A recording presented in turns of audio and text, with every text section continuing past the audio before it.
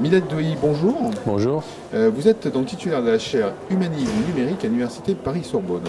On est ici pour parler du citoyen dans ce monde numérique qui nous entoure.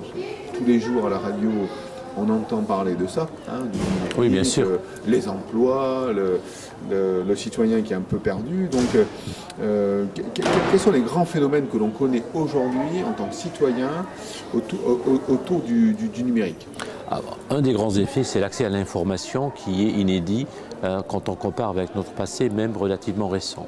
Le second aspect, c'est pas seulement l'accès, mais aussi la manière dont on a aujourd'hui, qui est quasiment naturalisée, de partager, d'échanger, de consulter des sources différentes, de les comparer. Du coup, ça modifie le rapport du citoyen à la fois dans son engagement vis-à-vis les autres citoyens, en même temps avec, on va dire, les autorités de l'État. Et il y a une modification par le biais de cet accès qui a quand même changé la relation et le statut du citoyen. Alors le citoyen est un peu blackboulé au milieu de tout ça, puisqu'on a des plateformes de recommandation, il y a des commentaires qui se font, on juge les gens, on les like.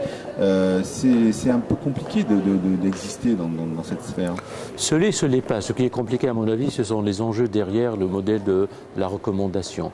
Effectivement, il y a tout l'aspect de la recommandation individuelle, l'évaluation des chambres d'hôtel, d'autres services, mais aussi qui sont devenus aujourd'hui un paradigme modèle que les plateformes elles-mêmes, par le biais des données qu'elles stockent et qu'elles analysent, nous recommandent.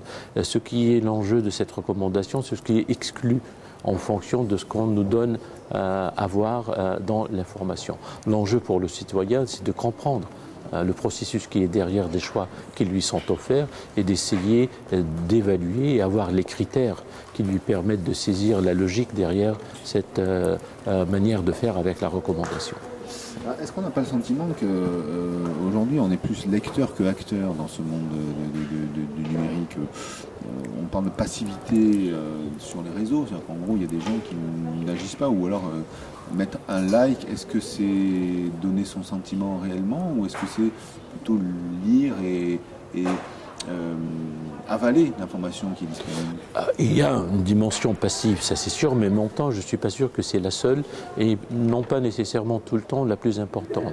Avec cette dimension de lecture ou du lecteur, il y a ce que on peut appeler une renaissance de lecteur qui, dans le passé, avec la culture du livre et de l'imprimé, il était supposé, il était un peu silencieux, aujourd'hui il peut s'exprimer. Après, on peut se poser des questions sur la valeur de cette manière de s'exprimer qui est en partie façonnée par les plateformes et leur orientation, qu'elle soit économique ou autre. Et du coup, c'est un enjeu un peu complexe d'essayer de se positionner vis-à-vis de ce qui se passe. En même temps, il me semble, il y a aussi une certaine banalisation du geste d'évaluer. On fait du like, on évalue tout et n'importe quoi, les amis, les sites, les objets, les lieux qu'on visite et ainsi de suite. Et là, il y a quelque chose qui se met en place qui est de l'ordre d'imposer d'une sorte d'injonction de se déclarer, de donner une opinion qui, à mon avis, peut être problématique.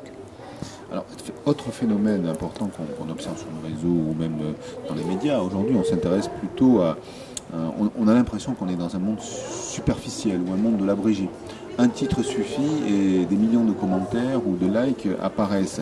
À quoi c'est dû selon vous? Il y a la dimension de la surabondance de l'information.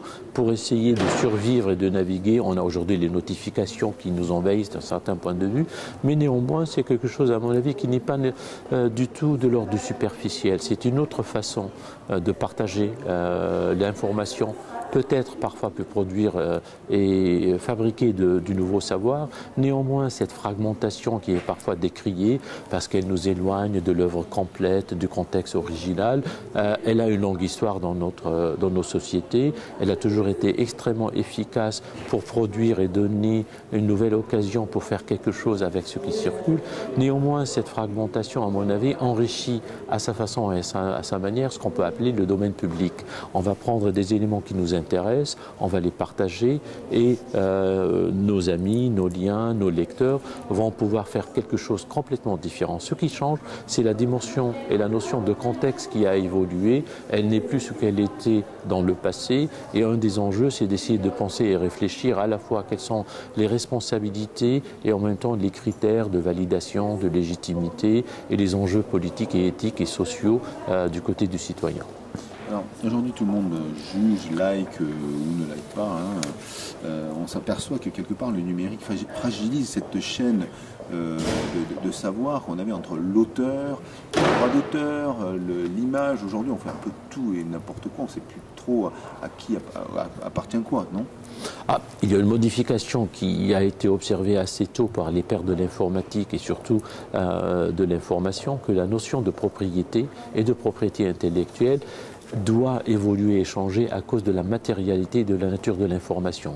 Ce qu'on est en train de vivre aujourd'hui, c'est le conflit ou la tension qui existe avec une notion juridique et économique et morale de la notion d'auteur et de la propriété et de la propriété intellectuelle qui est confrontée à la nature de l'environnement numérique. C'est quelque chose d'assez important parce que ça va toucher à la fois à la situation, aux conditions économiques qui accompagnent la production culturelle et nos façons de les valoriser.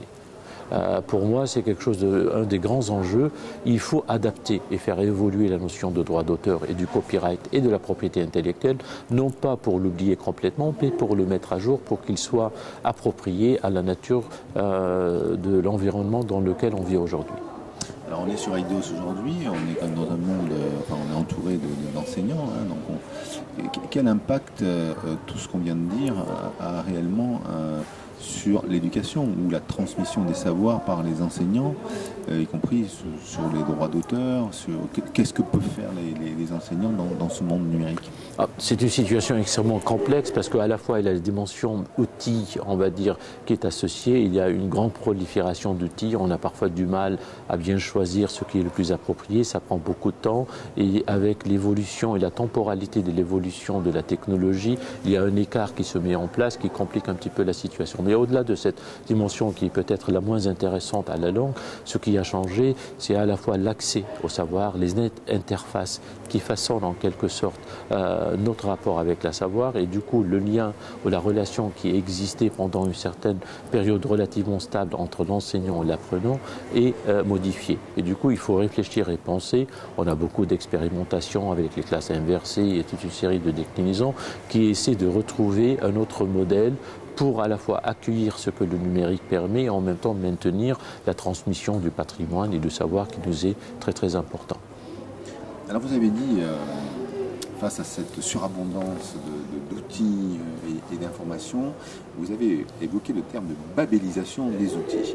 Alors, pour les historiens, Babel, ça s'est mal terminé. Est-ce que sur le numérique, ce sera la même chose? Babel a deux histoires. Et il y a une partie qui a mal terminé. Si on est dans certains points d'entrevue, ça permet la diversité des langues. Et avec la diversité des langues et la diversité des cultures, un certain enrichissement. Je crois qu'on est entre les deux.